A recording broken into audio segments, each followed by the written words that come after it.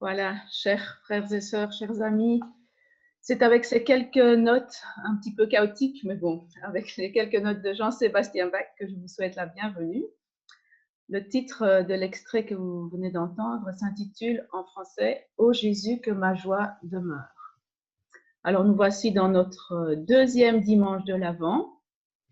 Alors je vais vous montrer mes deux bougies de l'Avent que j'ai pu allumer ce matin, parce que nous sommes dans le deuxième dimanche de l'Avent, et ce dimanche aura pour thème la joie. Alors, le temps de l'Avent, c'est un temps où nous nous préparons nos cœurs au souvenir de la naissance de notre Sauveur. Et malgré toutes les circonstances qu'on peut vivre autour de nous, on a un Sauveur qui est vraiment merveilleux, qui est venu sur terre. Et on va le célébrer par deux chants. Le premier, venez le célébrer, et le deuxième, dans la maison du Père. Je vous invite à chanter avec nous. Venez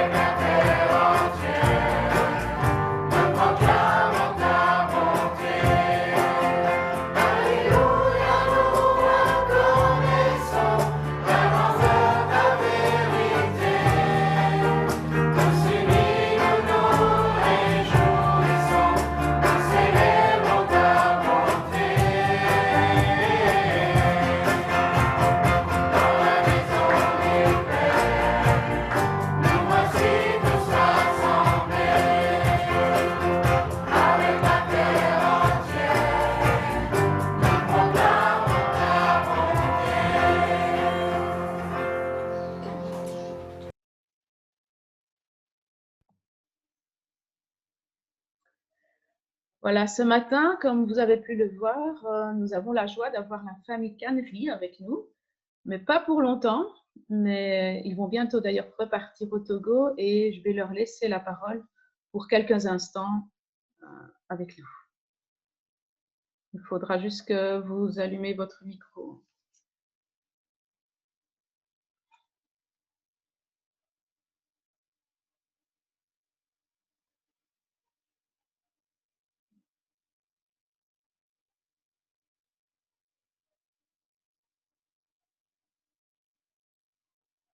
Yes. Voilà. Merci. OK. Oui. Bonjour tout le monde. Bonjour. Bonjour, Wanneke. Alors, donc, attends une seconde. Hein. Je mets le...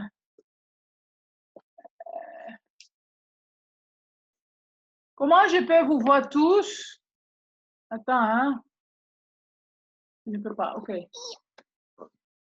Bon, vas-y, Vaughan. Oui, bonjour à chacun, à chacune. Et nous avons le privilège d'être avec vous cette matinée.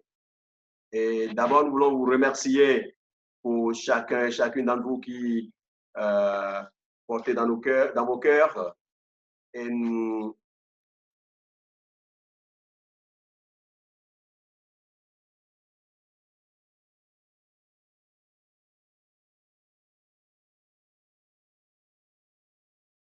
vous remercions d'abord pour ceux et celles qui prient pour nous et qui nous donnent leurs conseils, qui nous donnent leurs dons aussi, leurs offrandes, leurs dons. Et justement, pour notre départ, nous avons des choses à faire encore. En l'occurrence, le test COVID que nous ferons d'ici le 11 décembre. Nous voulons que l'Église prie pour nous dans ce domaine parce que si éventuellement un d'entre nous est positif, ça veut dire que nous tous ne pouvons pas voyager. Donc, nous vous supplions de prier pour nous dans ce domaine également et surtout de prier pour notre ministère que nous ferons au Togo. Que le Seigneur même nous soutienne, qui nous accompagne, qui nous fortifie afin que nous soyons utiles pour l'Église au Togo, nos églises et d'autres églises au Togo, que nous puissions aussi apporter un plus. Notre désir, c'est de pouvoir continuer à faire rayonner un institut qui existe déjà et que nous apportons un plus à cet institut. Et deuxièmement, que nous continuions dans l'évangélisation et l'implantation d'églises. Priez également pour Nick et Nelina, pour leur intégration et pour qu'ils soient à l'aise là. Nous savons que ce serait difficile pour eux dès le début, mais que le Seigneur puisse les aider à pouvoir progressivement s'intégrer dans leur école, dans la famille et partout où ils seront. Voilà les choses que nous avons à partager. Je laisse la parole à Vainika qui va dire quelque chose. Est-ce que je vais ajouter à ça? Juste pour dire qu'on est très, très, très reconnaissante pour les 4 ans et demi qu'on a eu en Europe, les études qu'Alex a pu faire, et c'est évidemment pour nous aussi c'est comme un fardeau de retourner. C'est bon d'y aller, même si certaines choses seront difficiles. Oui, moi, par exemple, je crains un peu la saison chaleureuse qui sera sur nous mars-avril. Ça sera un défi. Il y a beaucoup d'autres petites choses, mais on est reconnaissant pour toutes vos prières. S'il y a d'entre vous qui voulaient nous suivre par email, ou bien je vais faire aussi une liste sur WhatsApp qui va envoyer une fois par semaine un petit point de prière ou une petite photo, sans que vous allez recevoir les réactions de tout le monde. Donc ça, c'est possible aussi. Si vous voulez nous suivre de cette manière, vous pouvez le faire signer à Lydie Oléo et on va recevoir vos données sans doute. Donc, est-ce qu'il y a des questions, des choses?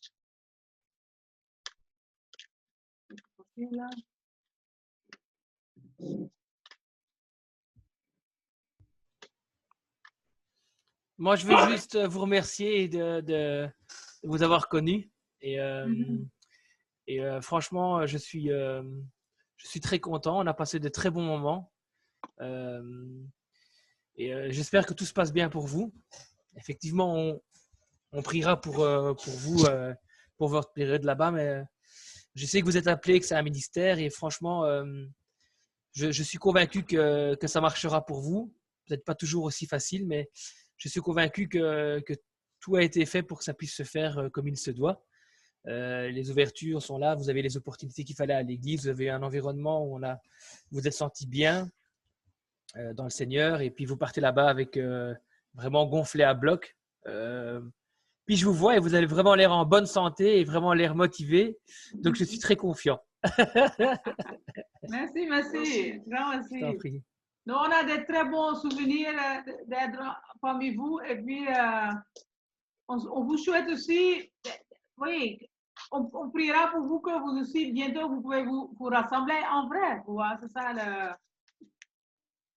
c'est très difficile d'être une église en distance. Donc, heureusement, au Togo, les cultes ont recommencé. Donc là-bas, il y aura des cultes. Oui, les Linaniques, ils vont aller à une école locale proche de notre maison. Et ça sera pour eux une grande transition. Donc, priez pour ça. Heureusement, ils parlent le français. Ils parlent le français mieux que le maman. Donc, ça, c'est un bon signe. Il me dit, maman, ça c'est le, maman, ça c'est là. Je dis, OK. Donc, on a tant de choses pour remercier Dieu, mais prier pour ce test Covid et pour le voyage. Et c'est ça.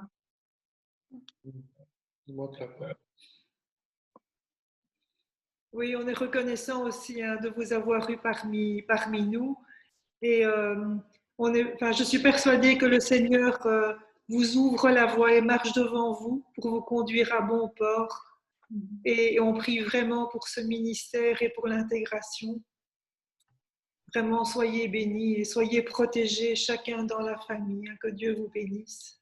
Oui, et une dernière chose aussi, c'est à ces pages que j'ai raconté la fille de un qui est avec vous. Geneviève, vous la connaissez, non? Qui est en Suisse. Donc, oui, ça, c'est des contacts. C'est sûr que dans le futur, on sera en contact parce qu'elle a l'école qu'elle soutient n'est pas loin de nous. Donc, c'est des liens qui vont continuer de se développer, mais après, c'est très bon. Ouais, c'est super. Merci beaucoup à vous tous. Daniel, est-ce que je peux te demander de prier en notre nom à tous, pour la famille? D'accord. Merci. C'est un peu prier pour eux. Merci. Oui, Seigneur notre Dieu, nous te sommes infiniment reconnaissants, Seigneur, de voir tes enfants qui veulent se consacrer, qui veulent se donner, Seigneur, pour ton œuvre, pour, Seigneur, le partage de ta parole. Seigneur, je te rends grâce, Seigneur, pour le courage, Seigneur, qu'ils ont eu pendant toutes ces années, Seigneur, de venir se former pour cette formation dont Alex a bénéficié, Seigneur, pour sa réussite. Je te remercie, Seigneur, pour les enfants qui se sont développés, qui ont grandi. Seigneur, pour Wyneke, et je te prie aussi pour la famille de Wyneke qu'elle laisse ici, Seigneur, et entoure chacun, Seigneur, aussi dans les difficultés, Seigneur, de la famille, Seigneur, dans les maladies. Seigneur, je te prie pour Alex, pour Wyneke, pour Néline et pour Nick, afin, Seigneur, que, oui, tu prépares déjà toutes choses là-bas, Seigneur, qu'ils puissent s'intégrer, Seigneur, qu'ils puissent s'habituer à un nouveau rythme, Seigneur, à une nouvelle école, à tous ces détails, Seigneur, aussi administratifs qu'il faudra probablement régler, les dédouanements, Seigneur, et autres soucis. Et Seigneur, nous voulons vraiment te les confier avec confiance, avec joie, Seigneur, avec reconnaissance, parce que, Seigneur, ce sont des ouvriers, Seigneur, qui veulent partager ta parole. Et nous voulons te glorifier pour ça et les bénir en ton nom. En ton nom, Seigneur. Amen. Merci, Daniel. Alors, un peu comme une bénédiction pour Alexandre, Weineke, Néline, on va chanter le chant suivant, mais c'est aussi également une bénédiction pour chacun d'entre nous. Dans ces jours qui viennent, quoi qu'il advienne, Dieu vous maintienne à jamais en paix. Chantons ensemble.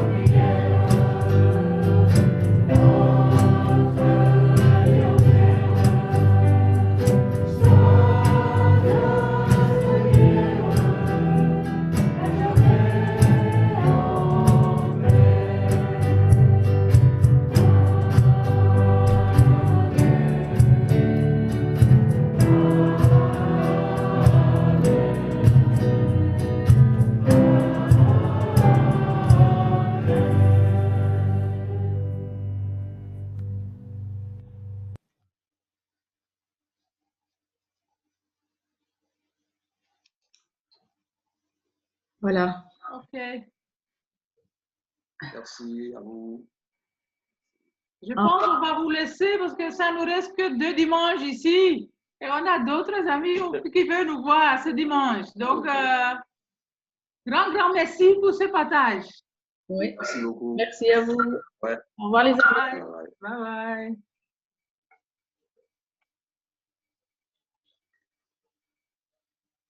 Voilà, ce matin, nous allons aussi partager la lecture du Cantique de Marie. Et je pense qu'on peut afficher la dia suivante. On va le lire en 3 fois. Le Cantique de Marie qui commence par ceci. Marie dit alors, « De tout mon être, je dirai la grandeur du Seigneur. Mon cœur déborde de joie à cause de Dieu, mon Sauveur. Car il a porté son regard sur l'abaissement de sa servante. Oui, dès maintenant et en tous les temps, les humains me diront bienheureuse, car celui qui est puissant a fait pour moi des choses magnifiques. Mon cœur déborde de joie à cause de Dieu, mon Sauveur. » Et en ces temps un peu moroses, il faut vraiment nous efforcer à tourner nos regards vers notre Sauveur. Soyons reconnaissants car Dieu a envoyé Jésus pour nous sauver. C'est vraiment quelque chose que peu de monde aurait pu faire, mais vraiment Dieu a envoyé son Fils Jésus pour nous sauver. Chantons d'un cœur reconnaissant pour cela le chant suivant.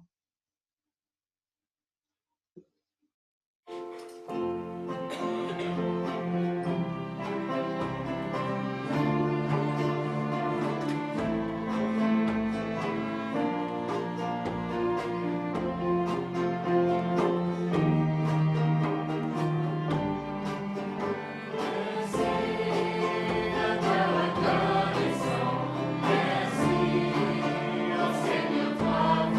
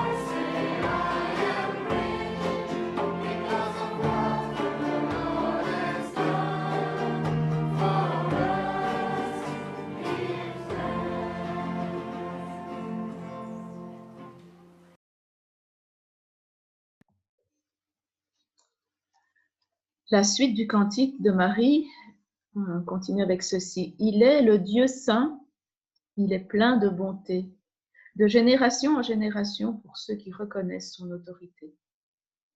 Il a montré son pouvoir en déployant sa force. Il a mis en déroute ceux qui ont le cœur orgueilleux. Il a renversé les puissants de leur trône et il a élevé les humiliés au premier rang. Il a comblé de biens ceux qui avaient faim et il a renvoyé les riches les mains vides. Il est le Dieu saint. Il est plein de bonté. Je vous propose de le chanter avec le chant suivant. Il est beau de louer le Seigneur, d'annoncer au matin ta bonté et pendant les nuits ta fidélité.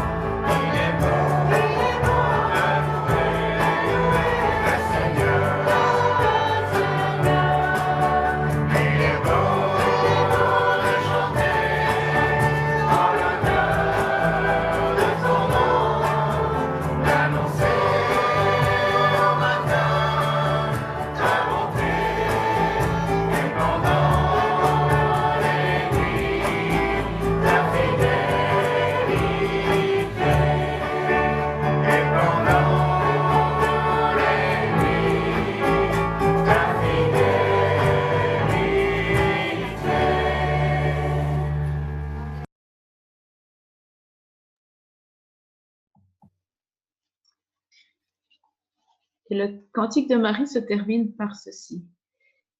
Il est venu en aide à Israël, le peuple qui le sert. Il n'a pas oublié de manifester sa bonté envers Abraham et ses descendants, pour toujours, comme il l'avait promis à nos ancêtres. Il a promis à nos ancêtres qu'il allait être bon et il a manifesté sa bonté. Et on peut vraiment être reconnaissant pour la venue de notre Seigneur Jésus. Ce matin, nous aurons la prédication qui sera apportée par Samuel Dufault. Je vais donc lui laisser la parole.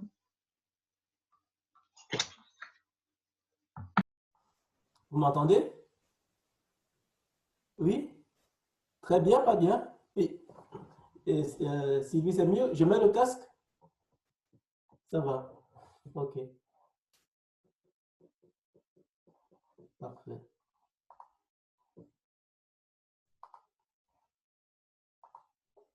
Vous voyez mon écran?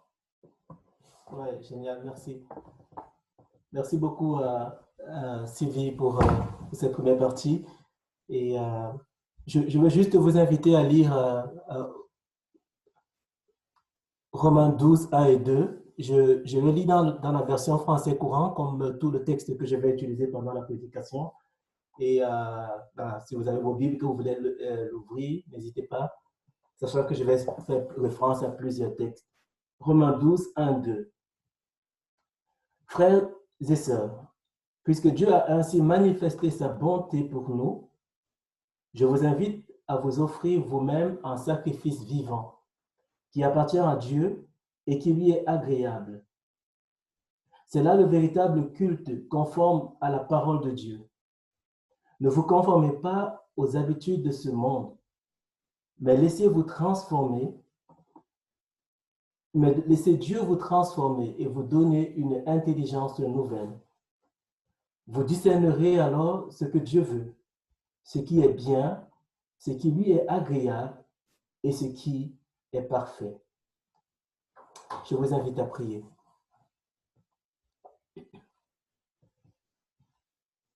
Je te loue, Seigneur, de ce que tu es un Dieu qui se révèle. Tu ne nous laisses pas te chercher sans cesse en tâtonnant, sans ressources pour te connaître. Tu te dévoiles à nous dans ta parole, qui nous dévoile aussi notre véritable condition devant toi. Merci pour la clarté des Écritures, à la portée de tous, les simples comme les sages. Merci pour l'accessibilité de ces Écritures dans cette partie-ci du monde. Donne-moi, je te prie, de respecter ta parole, que tout ce que je vais dire puisse l'honorer elle seule. Permets que chacun des auditeurs écoute avec des oreilles spirituelles, loin de toute distraction pour retenir le message que tu as pour lui, pour elle, et surtout pour se mettre promptement en mouvement dans l'obéissance de ta parole. Conscient de ma propre médiocrité, je te prie de m'aider à être le premier à me mettre ainsi en mouvement, à ton service et pour ta gloire. C'est au nom de Jésus-Christ que j'ai ainsi prié. Amen.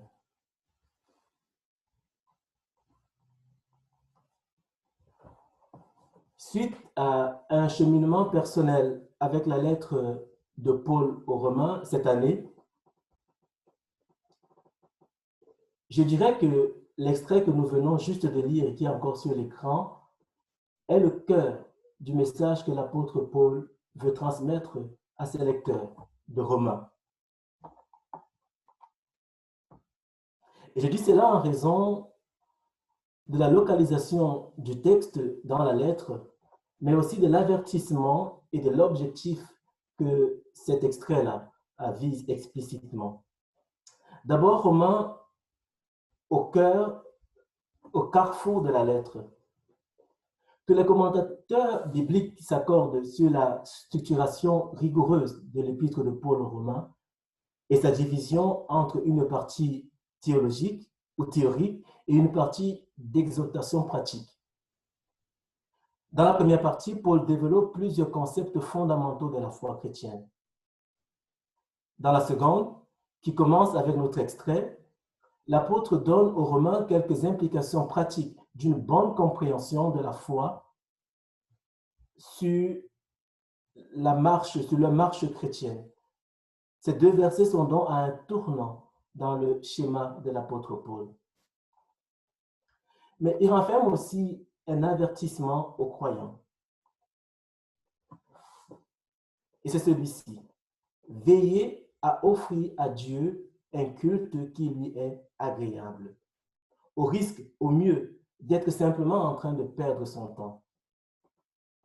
Le premier exemple qui me vient dans ce sens est celui du roi Saül dans l'Ancien Testament.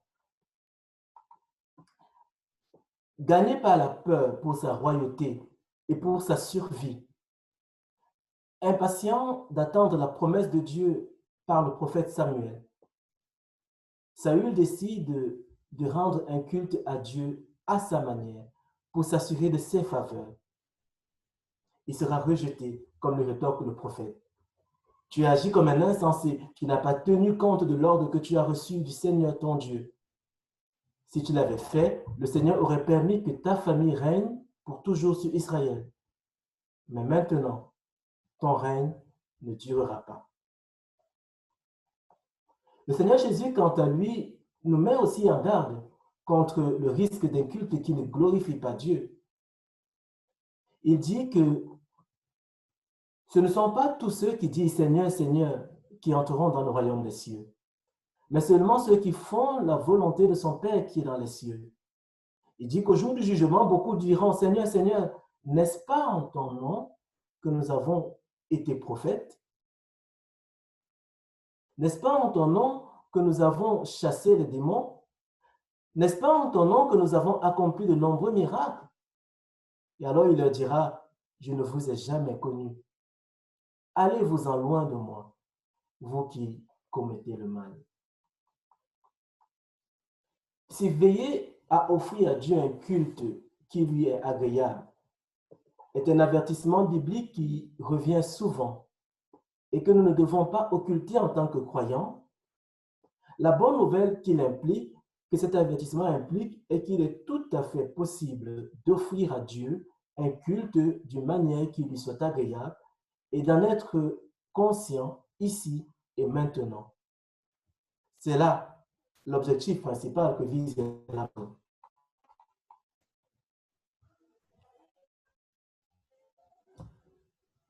Je vais,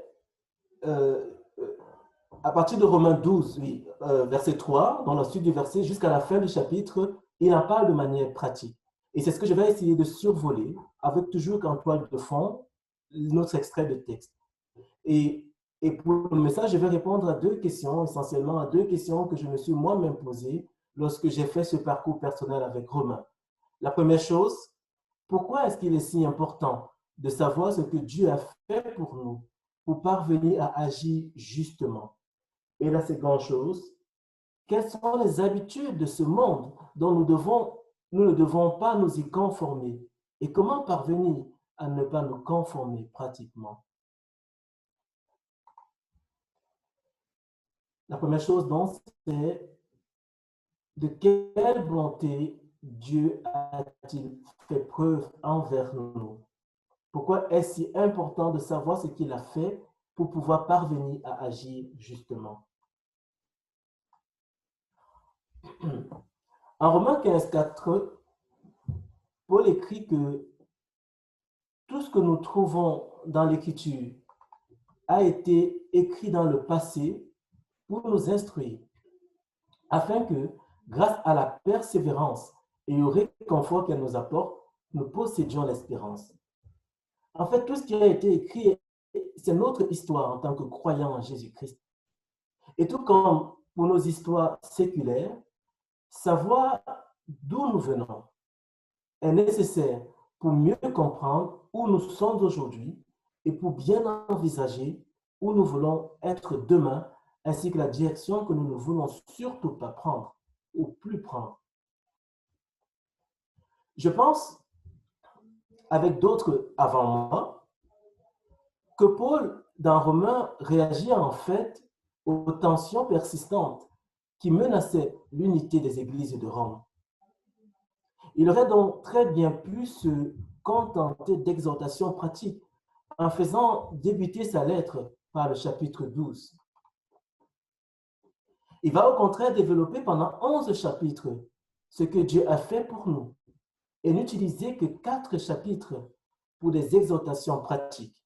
Le chapitre 16 étant consacré aux salutations d'usage à l'époque. Et comme le dit un commentaire, il n'y a pas de vie chrétienne et individuelle qui ne s'inscrive dans une juste compréhension de son œuvre et de notre place dans son plan. Dans les 11 premiers chapitres,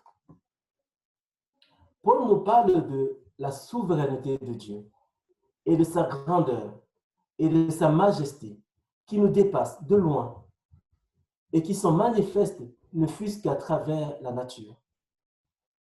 Il fustige ceux qui pensent s'affranchir de Dieu en se vantant d'être sages, alors qu'ils sont en réalité devenus fous.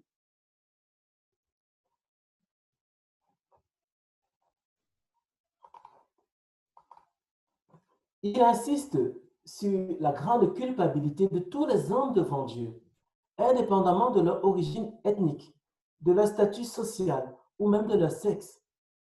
Nous sommes tous et toutes par nature sous la colère de Dieu et mériterions sa condamnation.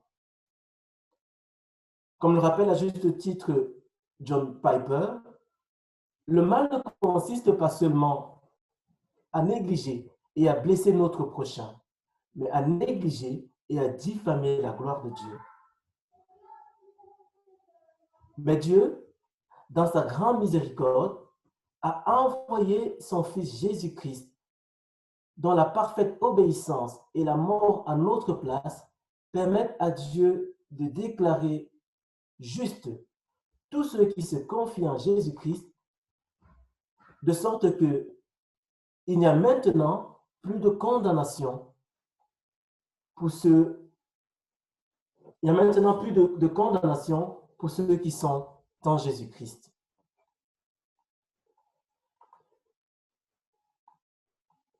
La miséricorde implique deux choses.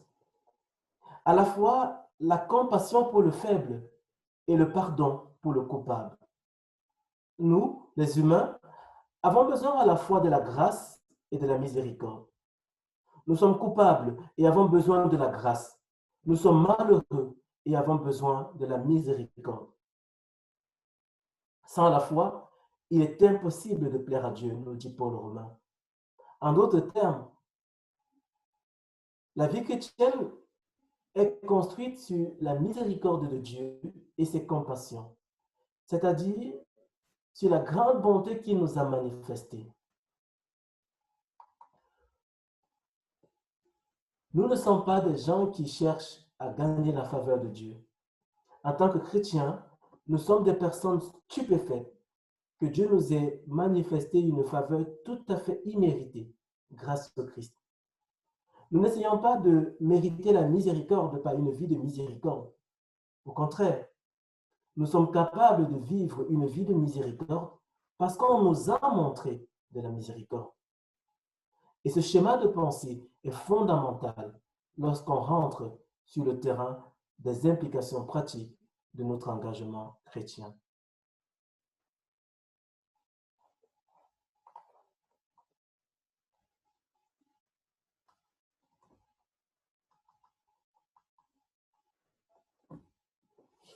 Une fois cela dit, de quelle habitude du monde devons-nous préserver?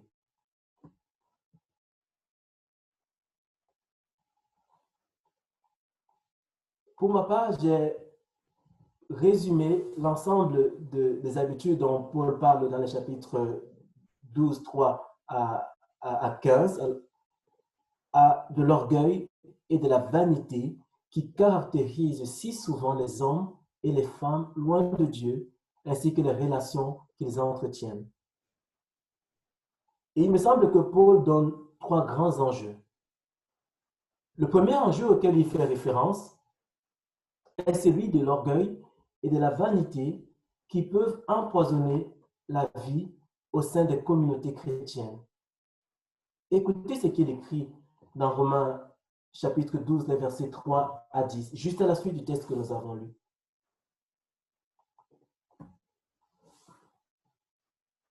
À cause du don que Dieu m'a accordé dans sa bonté, je le dis à chacun de vous, ne vous prenez pas pour plus que vous n'êtes, mais ayez une idée juste de vous-même, chacun selon la part de foi que Dieu lui a donnée.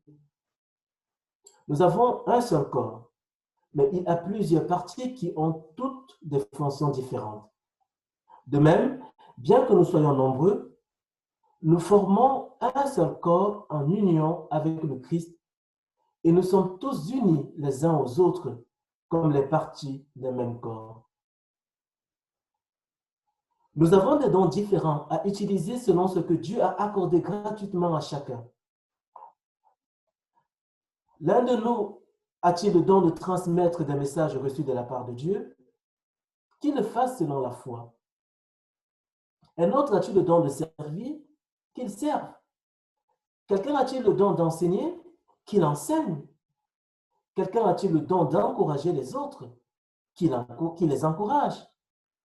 Que celui qui donne ses biens le fasse avec une entière générosité. Que celui qui dirige le fasse avec soin. Que celui qui aide les malheureux le fasse avec joie. Que l'amour soit sincère. Détestez le mal. Attachez-vous au bien. Comme les membres d'une même famille, aimez-vous d'une affection profonde.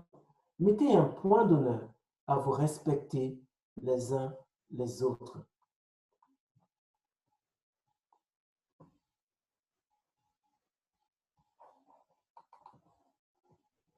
Est-ce que Paul est en train de parler ici d'un problème spécifique que rencontreraient les églises roumaines à ce moment-là? Ou est-ce qu'il donne simplement un exemple imaginaire de ce qui doit être évité dans l'Église, eu égard d'une bonne compréhension de l'œuvre de Dieu dans nos vies respectives? Je ne le sais pas. En revanche, ce que je sais pour sûr, c'est que nos églises modernes gagneraient à prendre au sérieux l'avertissement de l'apôtre pour adresser la futilité des rivalités qui peuvent exister en leur sein. Qui est le plus important parmi nous? Qui est le plus utile à la vie de la communauté? Qui a plus de droits que les autres? Qui mérite plus de considération? Nous devons rejeter de telles pratiques si nous voulons ne pas nous conformer aux habitudes de ce monde, mais laisser Dieu nous transformer et nous donner une intelligence nouvelle. Dans mon parcours de Romains, lorsque je suis arrivé dans Romains 12, 3 et 10, voici ce que j'ai noté dans mon cahier pour moi. Être sérieux sans se prendre au sérieux. Faire tout ce que je dois, tout ce que je fais avec rigueur, comme d'abord pour le Seigneur, en m'assurant aussi être là où il veut que je serve, selon la mesure de foi que j'ai reçue et dans la connaissance que j'ai de lui. Tout en même temps, veiller à relativiser le poids de ma personne ou de mon engagement. Le plan de Dieu pour l'humanité est glorieux et certain. Il dépasse de loin ma personne et la somme de tous les engagements et certitudes que je ne pourrai jamais avoir. Et un autre commentateur que j'ai lu a écrit que par sa démarche, l'apôtre Paul nous invite à dépasser le quotidien et le souci de notre propre existence pour discerner le projet de Dieu. Et il peut être intéressant aussi de lire la suite des versets 11 à 16 qui vont dans ce sens. Premier enjeu de l'orgueil et de la vanité que dont l'apôtre Paul veut nous mettre en garde, celui de la rivalité au sein de nos communautés. Second enjeu, celui de l'orgueil et de la vanité qui peuvent affecter nos relations envers ceux du dehors et singulièrement envers les autorités politiques qui nous dirigent.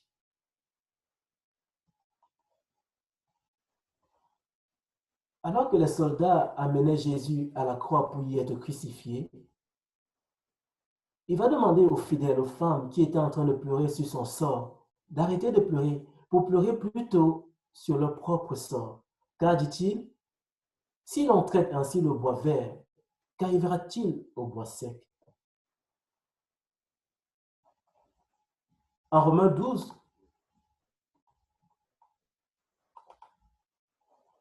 Paul sous-entend que parce que nous sommes chrétiens, nous nous ferons nécessairement des ennemis et serons confrontés au mal. La tendance du monde serait de rendre coup pour coup, de chercher à nous venger nous-mêmes du tort que nous avons subi et d'essayer d'anéantir à tout prix celui qui a agi envers nous en ennemi. Nous devons rejeter de telles pratiques si nous voulons ne pas nous conformer aux habitudes de ce monde, mais laisser Dieu nous transformer et nous donner une intelligence nouvelle. L'apôtre écrit ceci dans Romains 12, 17 à 21. Ne rendez à personne le mal pour le mal. Efforcez-vous de faire le bien aux yeux de tous, s'il est possible, et dans la mesure où cela dépend de Dieu, de vous. Vivez en paix avec tous. Très chers amis, ne vous vengez pas vous-même, mais laissez agir la colère de Dieu, car l'Écriture déclare « C'est moi qui tirerai vengeance, c'est moi qui payerai de retour, dit le Seigneur. » Et aussi, Si ton ennemi a faim, donne-lui à manger. S'il a soif, donne-lui à boire. Car en agissant ainsi, ce sera comme si tu amassais des charbons ardents sur sa tête. Ne te laisse pas vaincre par le mal. Sois au contraire vainqueur du mal par le bien.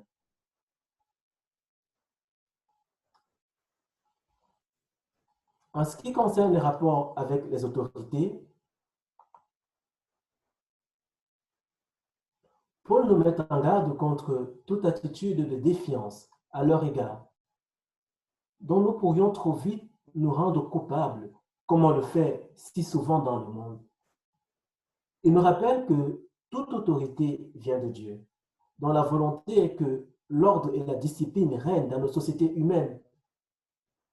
En tant que chrétiens, nous devons nous soumettre promptement et volontairement aux autorités, non seulement pour éviter la colère de Dieu, mais encore par devoir de conscience.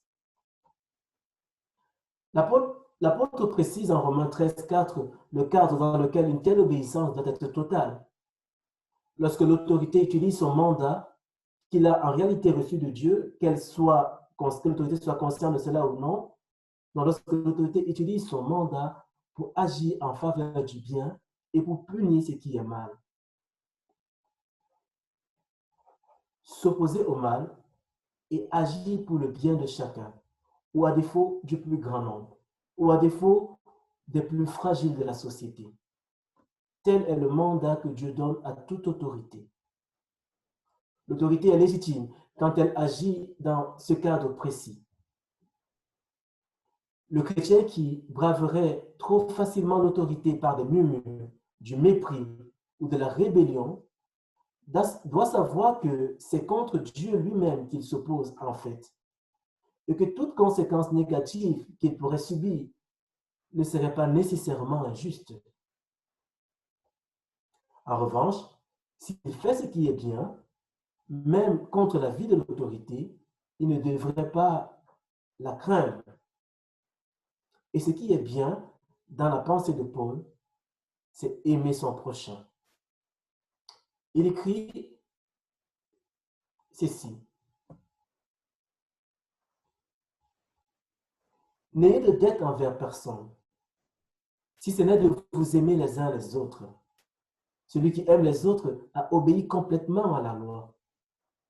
Celui qui aime ne fait aucun mal à son prochain. En aimant, on obéit donc complètement à la loi. Cela est d'autant plus important que le moment est venu de vous réveiller de votre sommeil. Le salut est plus près de nous maintenant qu'au moment où nous avons mis notre confiance à Christ. La nuit est avancée et le jour approche. Une autre vanité, toujours dans nos rapports avec ceux du dehors, que l'apôtre Paul mentionne, est celui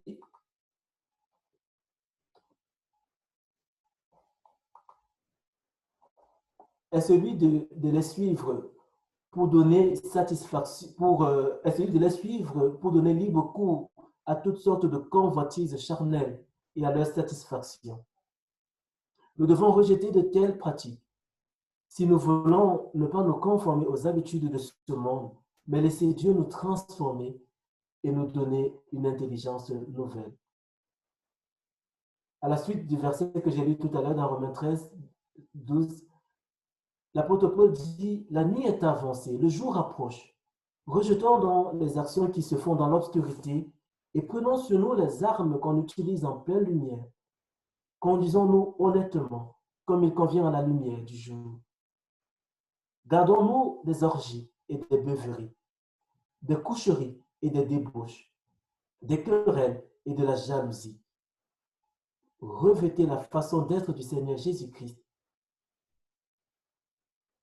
Sortez d'une logique humaine qui a pour moteur les mauvais penchants. » 3 aspects donc dans cet orgueil et vanité de nos relations envers ceux du dehors.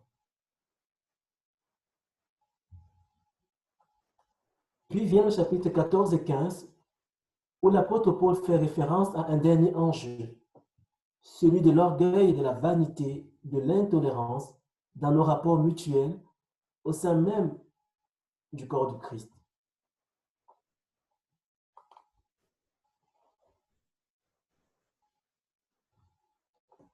Que fait-on en général dans le monde lorsque quelqu'un n'est pas d'accord avec nos idées politiques ou autres, tout en visant le même objectif final que nous, en général celui du progrès de la société, si c'est des idées politiques?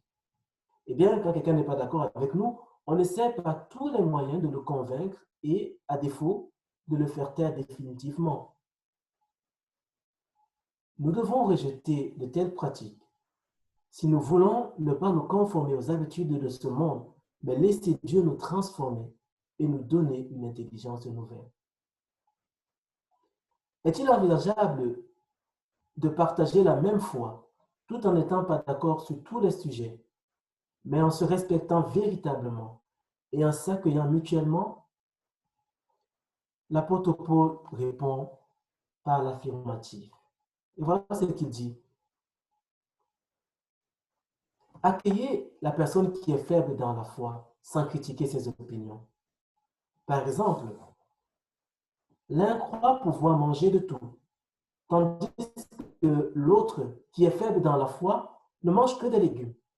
Que celui qui mange de tout ne méprise pas celui qui ne mange pas de la viande, qui ne mange pas de viande.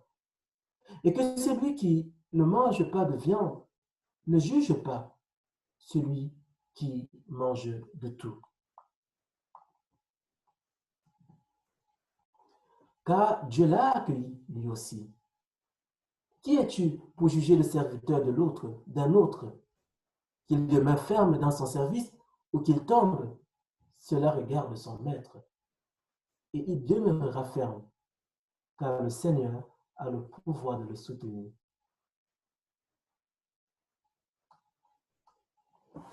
L'apôtre laisse penser dans Romains 14 qu'il y a des sujets fondamentaux sur lesquels des divergences peuvent donner lieu à une rupture de communion fraternelle.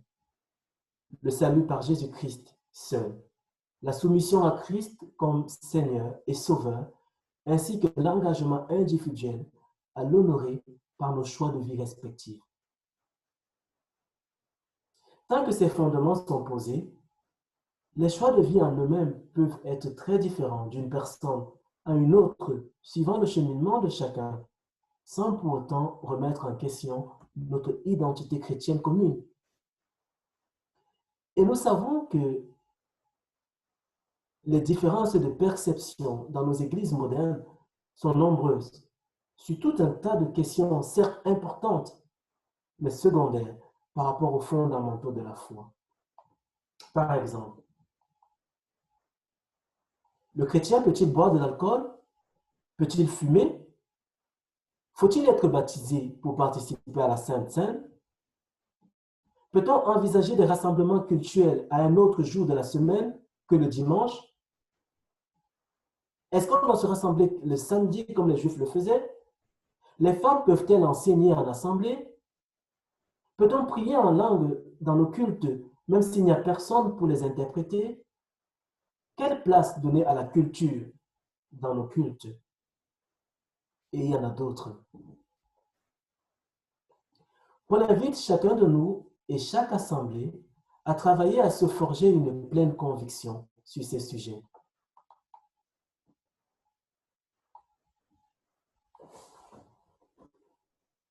Parce que, dit-il, tout ce qui n'est pas produit d'une conviction est péché. Heureuse la personne qui ne se sent pas coupable dans ses choix, dit-il aussi dans Romains 14, 22. Dans le même temps, l'apôtre nous invite à ne pas enfermer notre frère, notre sœur, dans une caricature qui ferait de lui, d'elle, presque un ennemi et un adversaire, parce qu'il ou elle pense différemment sur certains sujets. En Romains 15, Paul nous dit que c'est celui qui est fort qui doit prendre à cœur les scrupules des personnes faibles et ne pas chercher ce qui lui plaît personnellement. C'est celui qui est persuadé de la justesse de sa compréhension, qui doit chercher à plaire à son prochain pour son bien, de manière constructive. Il s'agit en fait de tous et de toutes. Parce que l'apôtre Paul demande par ailleurs, en Romains 15, 5, 14, 5, je crois, que chacun soit bien convaincu de ce qu'il pense. Et ces préceptes d'accueil mutuel tiennent bien sûr de nouveau que lorsque le fondement de Christ et la soumission à son égard est posé. Il précise dans Romains 16 et 17 que ceux qui ne posent pas ce fondement ne doivent pas être considérés dans le cadre de cet accueil fraternel. Et j'en viens à la conclusion.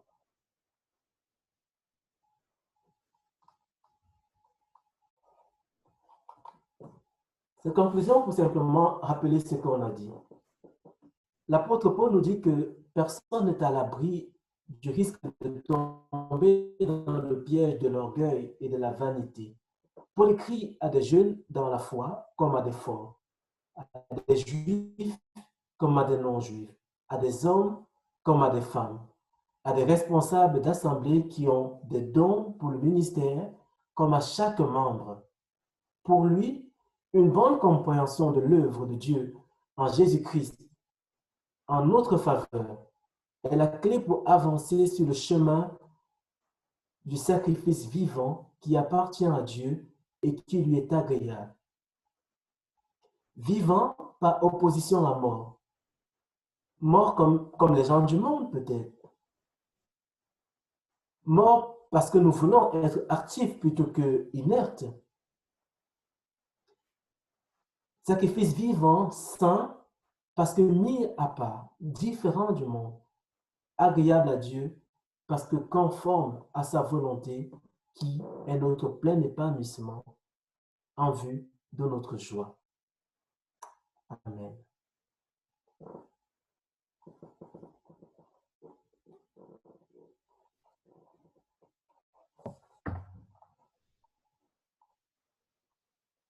Merci Samuel. Alors j'espère que je vais rester avec vous parce que j'ai quelques petits problèmes de connexion. Donc voilà. Aujourd'hui, pour ce moment de sacrifice de Jésus, de souvenir du sacrifice de Jésus, j'aimerais que nous chantions le chant « Tu n'as pas attendu ». Ce chant qui nous rappelle vraiment ce que Jésus a fait pour nous. Alors on sait qu'on ne peut pas prendre physiquement le pain et le vin, mais je pense que c'est bien de s'arrêter et de penser que ce que Jésus a fait pour nous. Il n'est pas seulement venu sur terre comme un petit enfant, mais il a grandi et il est mort sur la croix pour nous sauver. Notre Sauveur, Jésus-Christ. Chantons ensemble.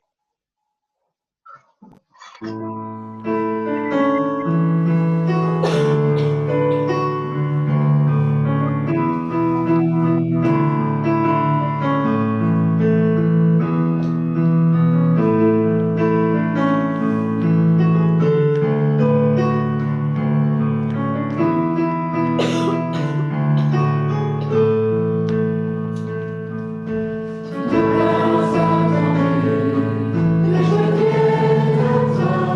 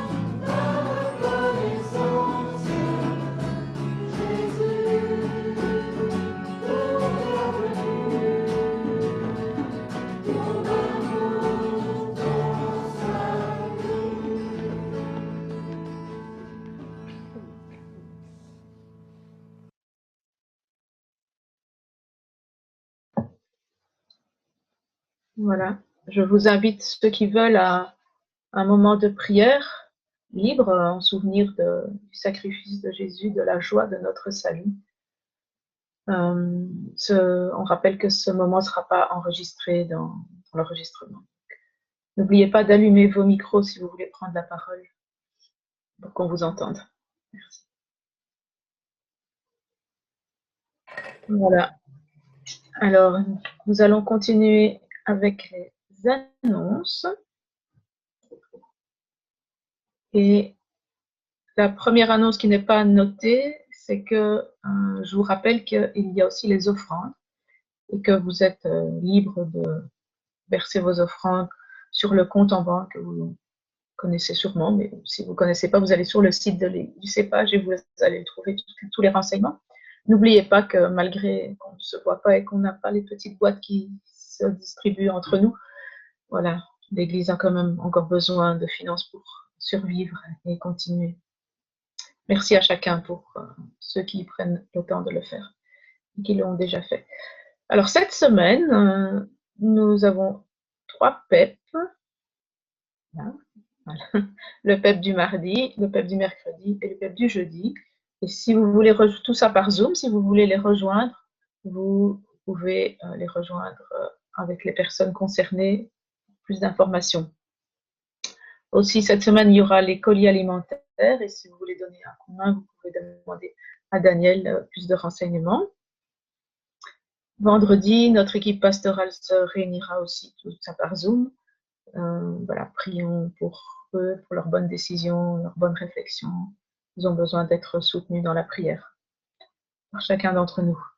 Un nouveau groupe de maison s'est ouvert, mais il a la spécificité qu'il est axé sur le travail et glorifier Dieu dans mon travail. Et si vous voulez plus d'informations, vous allez trouver Samuel Kanga. Oui, je peux dire quelque chose, s'il te plaît? Oui, Juste pour dire qu'aujourd'hui, je n'ai eu qu'un retour, enfin, 1,5, puisqu'il y avait Gaëtan qui m'avait déjà dit qu'il était intéressé. Donc voilà, on va pouvoir lancer. Si vraiment vous êtes intéressé, même si vous hésitez, n'hésitez pas à me contacter encore parce que s'il n'y a pas d'intérêt, alors peut-être que je rejoindrai notre groupe. Mais si c'est quelque chose qui peut vous intéresser, que vous soyez jeune travailleur, ou vous envisagez de travailler, que vous cherchez du travail, jeune retraité, voilà, ça peut être très, très utile. Mais voilà, donc laissez-moi savoir. Après cette semaine, je verrai s'il y a un intérêt ou pas, si c'est trop tôt, ou peut-être qu'il faut attendre le retour à une vie normale. Voilà, merci Sylvie.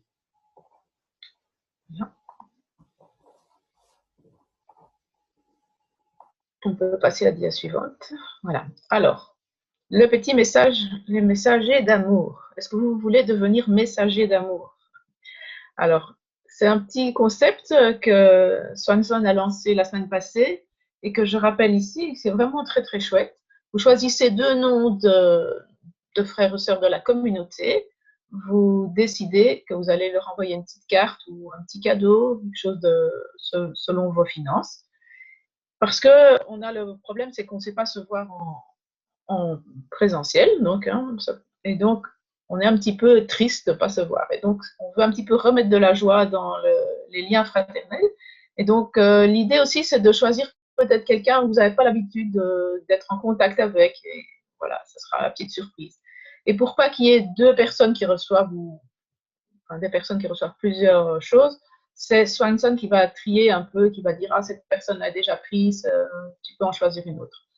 Donc voilà, contactez Swanson pour les 2 personnes que vous pensez faire un petit geste d'amour. C'est très chouette, donc faites ça avant le 10 de ce mois et vous avez le temps pour envoyer vos petits colis jusqu'au 31 décembre, puisque c'est quand même la période des cadeaux. Donc voilà, moi je suis très cadeau, donc j'espère que ça va marcher, ce petit truc. Je trouve ça vraiment très chouette de prendre soin les uns des autres et malgré qu'on ne se voit pas. Et si vous avez des questions, n'hésitez pas, Swanson peut est là pour vous répondre. On va passer à la dia suivante. Je ne sais pas s'il y a encore une annonce. Gaëtan, tu es là? Oui, il n'y a pas d'annonce suivante. Ici, c'est la vidéo que tu m'as demandé d'accord, d'introduire. Okay. Je ne savais plus s'il y avait une. Ok. Donc, j'espère que les enfants sont restés avec nous. En tout cas, s'ils sont partis, ramenez-les devant l'écran parce que le prochain chant est vraiment destiné aux enfants.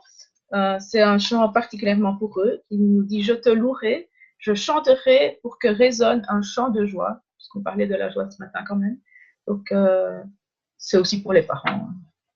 Donc, je compte sur vous pour faire résonner un chant de joie à travers votre pièce, là où vous êtes. On peut lancer, Gaëtan. Merci.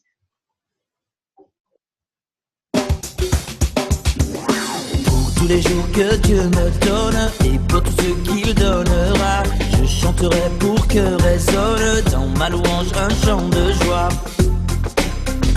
Pour la vie, pour la beauté de ce que Dieu a fait, tant de vérité, et pour m'avoir pardonné. Pour tous les jours que Dieu me donne et pour tout ce qu'il donnera, je chanterai pour que résonne dans ma louange un chant de joie.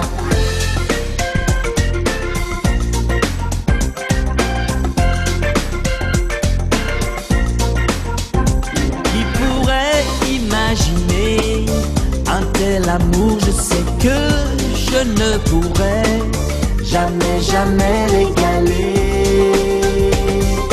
Pour tous les jours que Dieu me donne et pour tout ce qu'il donnera, je chanterai pour que résonne dans ma louange un chant de joie. Venez les enfants, venez, louez, chantez, un chant de joie. Je chanterai, alléluia. Venez, louez le Seigneur, jamais, jamais l'égaler. Un chant de joie. I'm gonna praise you, Lord, I'll praise you. I'm gonna praise you all my days. I'm gonna praise you, Lord, I'll praise you. I'm gonna praise you all my days. Pour tous les jours que Dieu me donne et pour tout ce qu'il donnera, je chanterai pour que résonne dans ma louange un chant de joie. Louez le Seigneur.